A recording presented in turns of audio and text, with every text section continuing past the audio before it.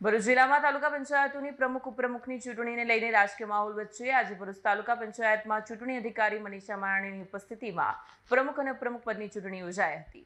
ભારતીય જનતા પાર્ટીના ઉમેદવારોનો વિજય થયો છે। પ્રાપ્ત માહિતી અનુસાર તાલુકા પંચાયત પ્રમુખ પદ માટે ભાજપ તરફથી ઉમેદવારી નોંધાવનાર અમલેશ્વર બેઠક પરથી વિજેતા થયેલા હેમાક્ષી ગૌરાંગ પટેલ વિજેતા જાહેર થયા, જ્યારે ઉપપ્રમુખ પદ માટે ભાડભૂત બેઠક પરથી લક્ષ્મીબેન કાલિદાસ ટંડેલ ઉપપ્રમુખ તરીકે વિજેતા જાહેર કરાયા।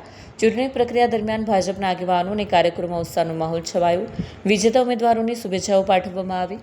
આ ઉપરાંત તાલુકા પંચાયત કારોબારી ચેરમેન તરીકે માનવી ગૌતમ પટેલ, પક્ષના નેતા તરીકે રાકેશ ગોહિલ તેમજ દંડક તરીકે વિન્દ્રસિંહ રાજના નામ પણ નક્કી કરવામાં આવ્યા હોવાનું જાણવા મળ્યું છે। આ વિજેતા થયેલ પ્રમુખ ઉપપ્રમુખ સહિતના હોદ્દેદારોને શુભેચ્છા પાઠવવા મોટી સંખ્યામાં સમર્થકો ઉપસ્થિત રહ્યા। નમસ્તે, મારું નામ હેમાક્ષી ગૌરાંગભાઈ પટેલ છે। મને જે ભારતીય જનતા પાર્ટી તરફથી ભરૂચ તાલુકા પંચાયત પ્રમુખની જવાબદારી સોંપી છે એ બદલ હું પ્રદેશ મોવડી મંડળ તેમજ ભરૂચ જિલ્લા સંગઠન તેમજ અમારા મતદાતાઓ, જનતા તેમજ મારી ઉપર જે ભરોસો રાખીને મને જે જવાબદારી સોંપી છે એના પર હું ખરી ઉતરીશ। વિડીયો જર્નાલિસ્ટ વિરેન્દ્ર પાટીલ સાથે સત્યા ટીવી ન્યૂઝ ભરૂચ।